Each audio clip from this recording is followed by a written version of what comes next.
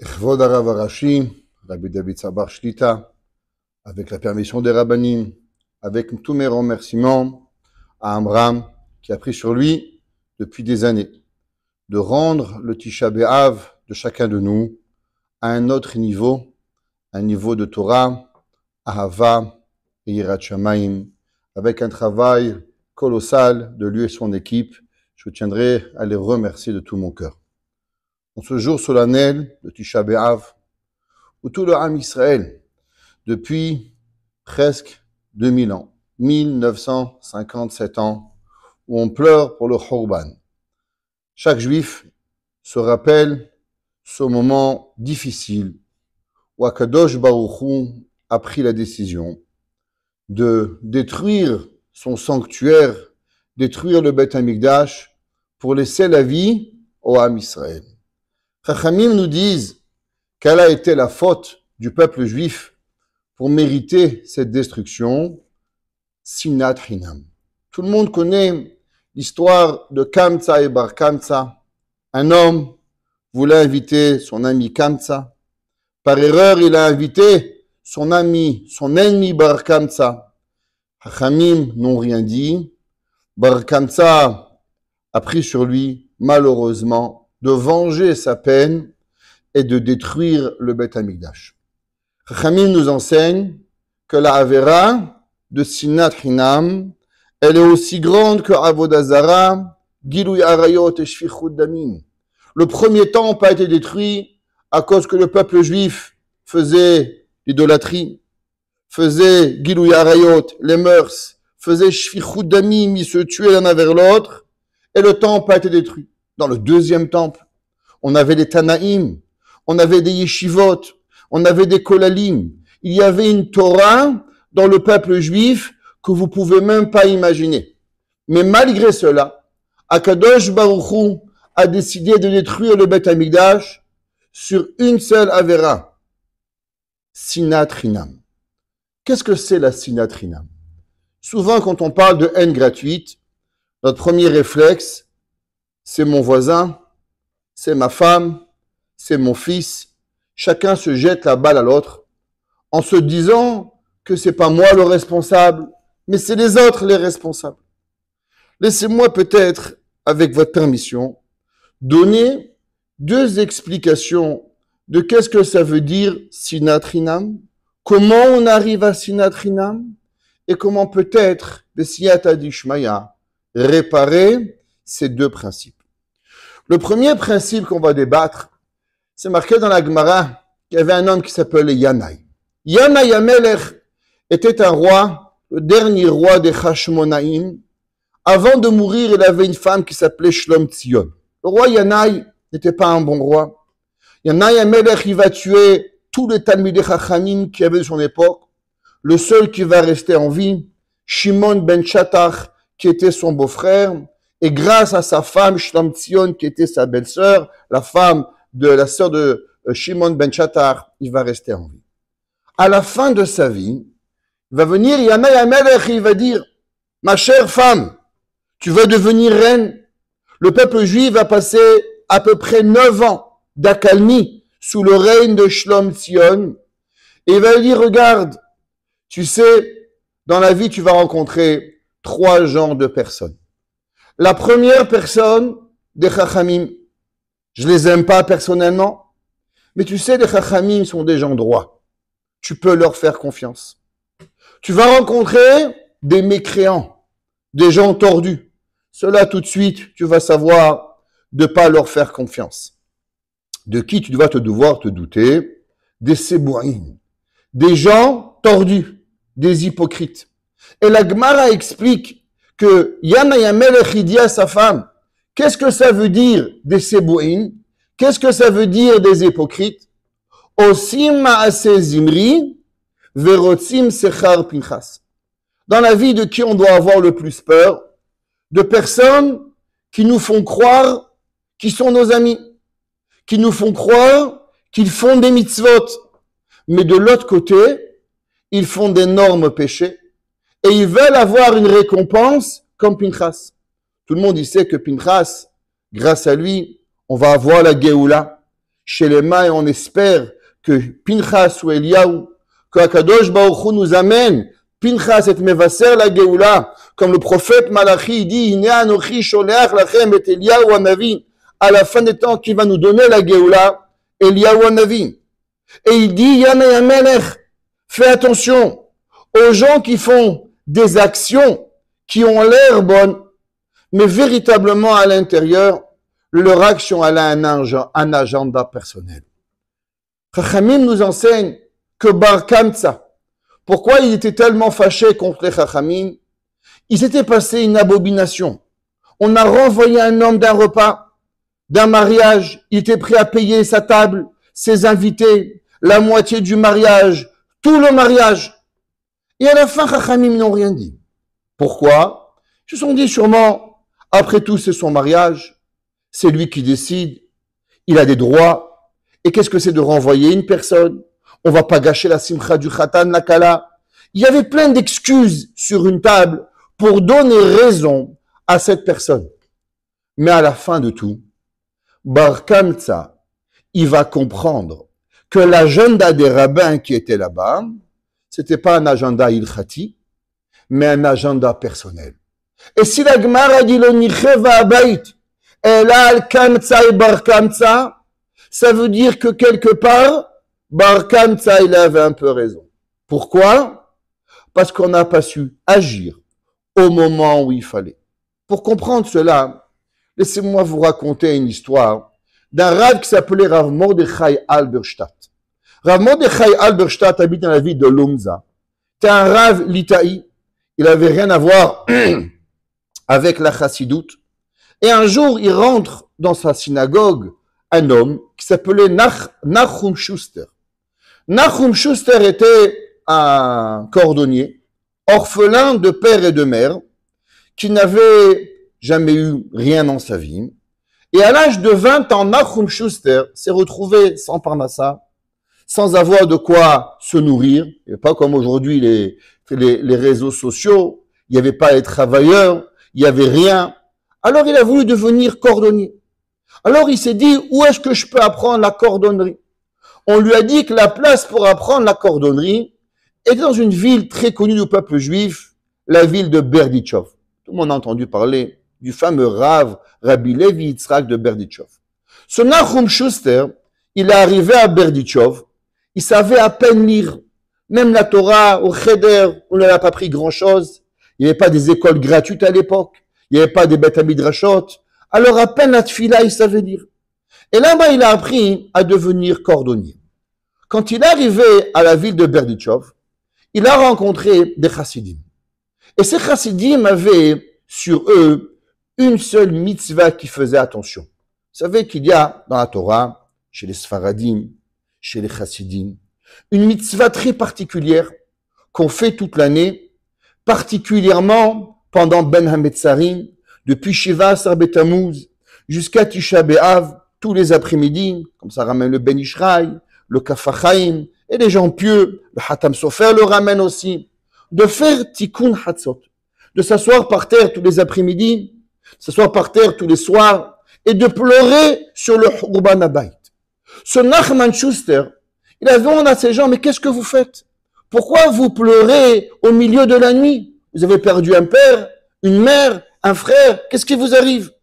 Et les chassidim lui ont dit, tu sais, nous pleurons parce que Akadosh Baruch Hu, il n'a pas de maison. Akadosh Baruch Hu, il n'a pas de pain, il n'a pas de korbanot.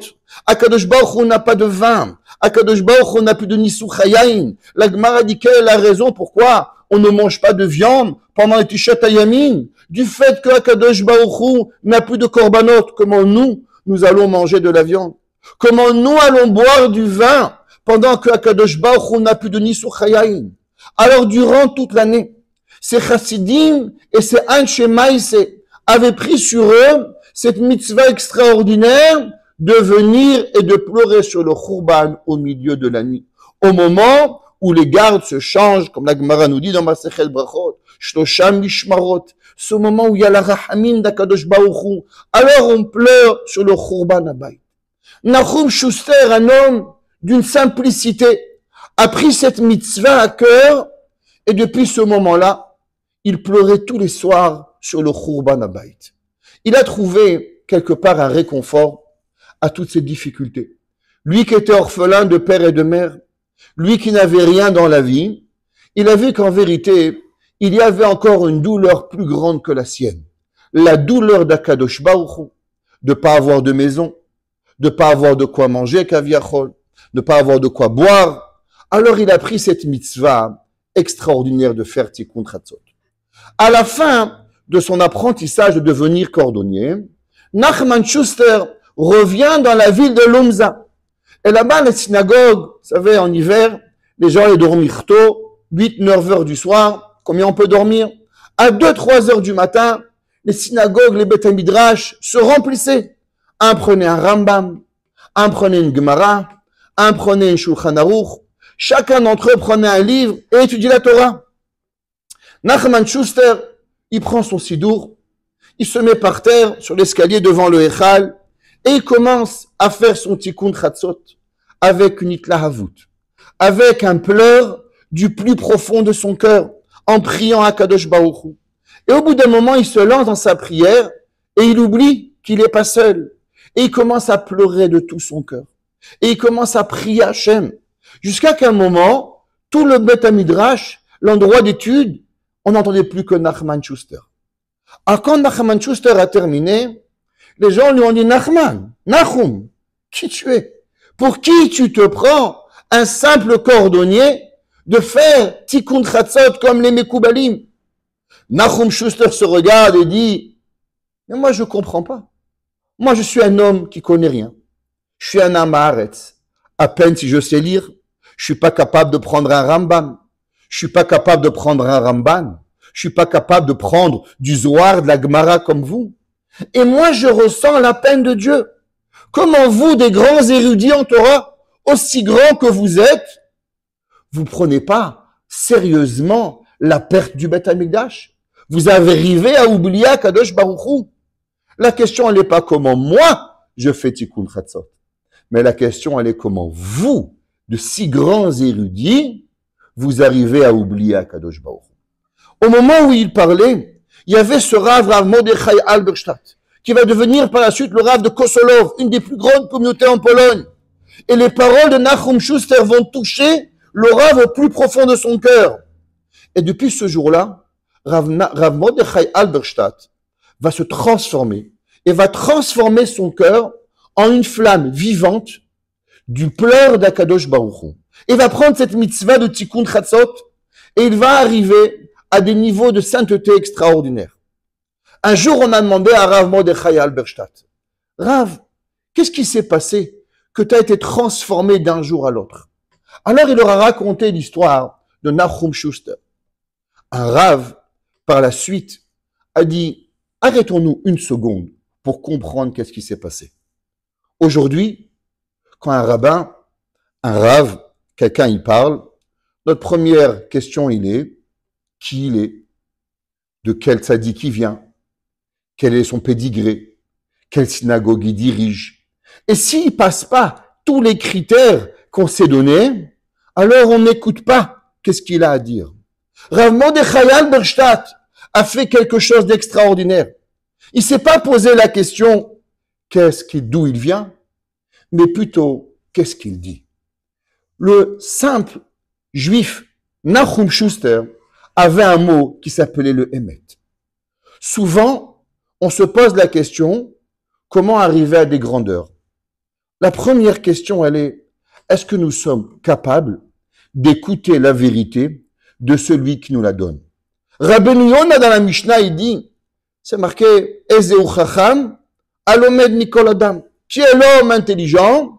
Celui qui apprend de tout le monde. Il dit Rabbeinu Yonah, qu'est-ce que ça veut dire apprendre de tout le monde? Même d'un enfant. Même un petit enfant, un homme doit apprendre. Il dit exemple, un homme qui a perdu quelque chose, alors il va demander à tout le monde s'il a trouvé. Même un enfant. Pendant longtemps, j'avais la difficulté à comprendre ce Rabbeinu Yonah. Un jour, j'étais dans un hôtel et une madame, elle avait perdu sa bague de fiançailles, qu'elle avait reçu son nouveau diamant pour ses 30 ans de mariage. Et son mari lui avait changé le 0,5 qu'elle avait reçu 30 ans auparavant à un 3 carats de diamant. La madame était complètement hystérique. Où il est mon diamant? Et elle va chez chaque personne. Est-ce que tu as vu mon diamant? Est-ce que tu as vu mon diamant? Elle, personne n'avait vu. Elle allait voir des petits-enfants de 4 ans, 5 ans. As-tu trouvé mon diamant? Et moi, dans ma tête, je me suis dit, mais qu'est-ce qu'un enfant de 5 ans, il comprend à un diamant?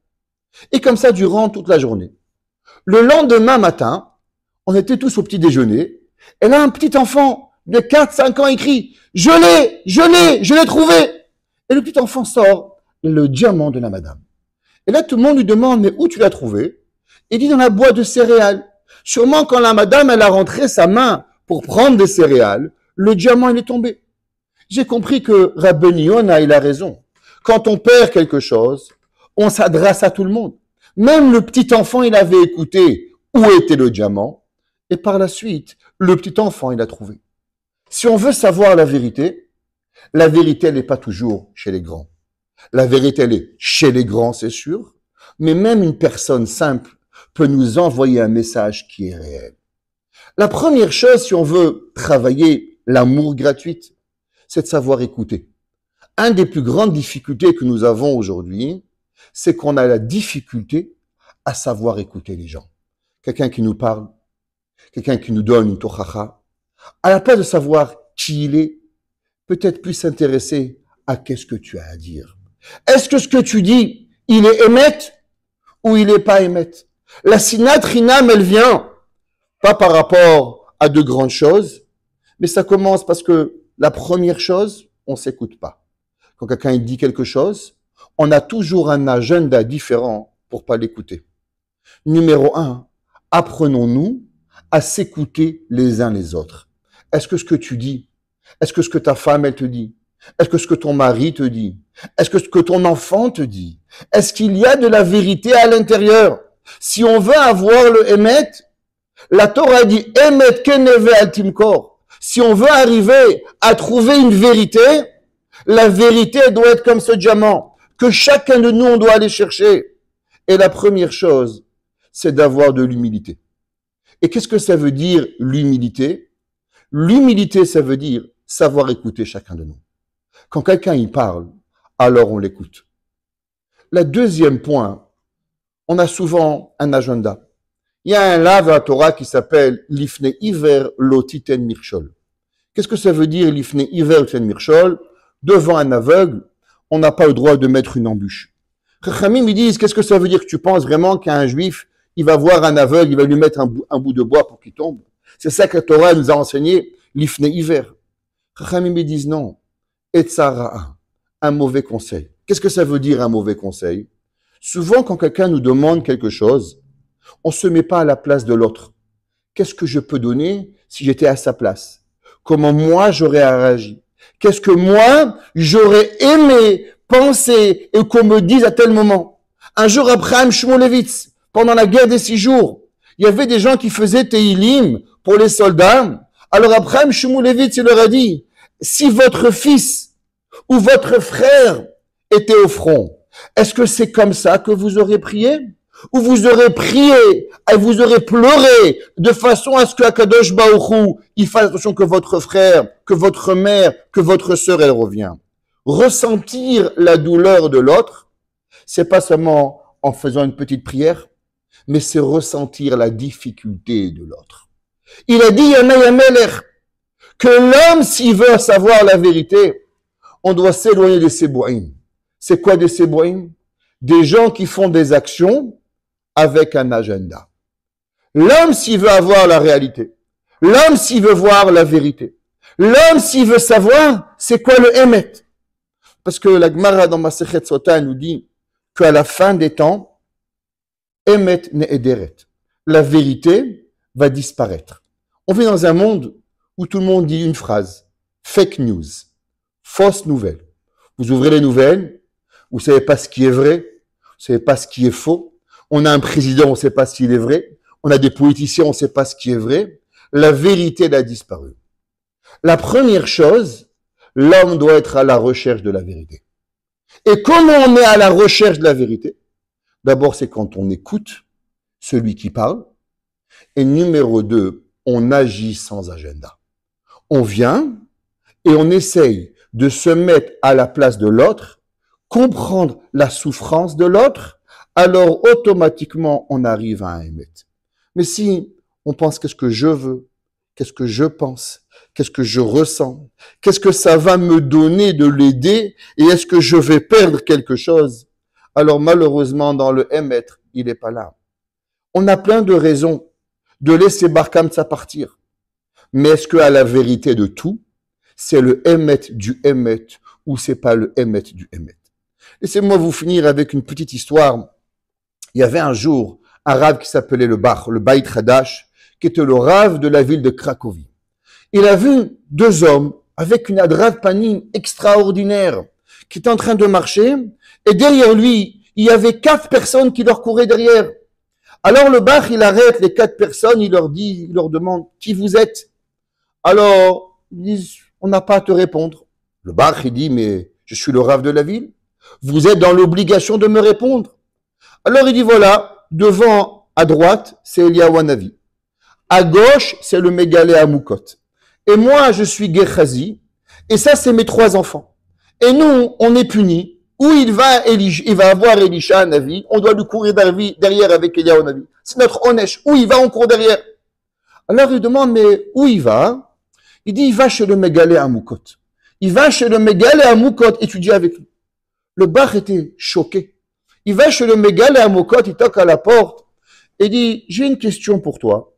Pourquoi toi tu mérites d'avoir Eliyahu Hanavi et pas moi? Alors le Mégalé Amoukot, il dit, je sais pas. Il va voir Eliyahu Hanavi et Eliyahu lui répond la réponse suivante. Et tu sais, un rave d'une ville a le droit d'avoir de la gava. La Gemara dit un 64e ou un 8e de degré de gava, on a le droit. Il dit, c'est vrai que tu as le droit, toi le bar, rave de la ville, d'avoir un peu d'orgueil. Mais moi, j'ai aussi le droit de ne pas parler à un homme qui est orgueilleux. Eliyahu Hanavi nous dit que dans la Torah, il y a 2 principes. Il y a le émet et il y a le émet du émet. Qu'est-ce que ça veut dire le émet? Le émet, c'est que tu as un droit. Le émet du émet, c'est est-ce qu'il est bien de prendre ce droit et de faire quelque chose avec. Le émet du émet, c'est pas ça. Le émet du émet, c'est même quand tu as le droit, eh ben de laisser passer ce droit pour arriver à quelque chose. Qu'est-ce que ça veut dire de prendre le temps pour l'autre? Tu as des fois un droit. Tu as un droit de te taire. Mais est-ce que c'est ça que la Torah, elle veut? Si on veut avoir de la avatrinam, mes chers amis, réfléchissons à ces 2 points. Premier point, humilité totale. Écoutons. Et deuxième, agissons sans avoir un agenda personnel. Essayons de se mettre à la place de l'autre. Comment l'autre, il a besoin. Qu'est-ce que l'autre, il a besoin. Et je suis sûr qu'avec cela, on aura de l'humilité et on pourra avoir Béhémet du Émet, on pourra avoir de la Avatrinam et grâce à cela, on pourra refaire venir Mashiach Tzidkenu, Bimera Biyamenu. Amen.